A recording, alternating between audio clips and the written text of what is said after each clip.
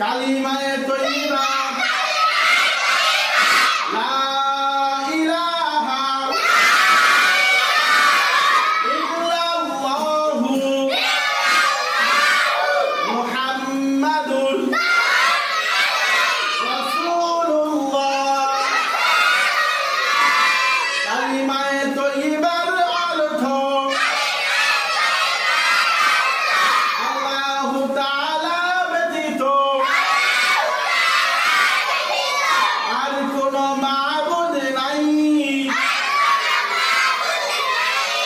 হযরত মুহাম্মদ মুস্তাফা সাল্লাল্লাহু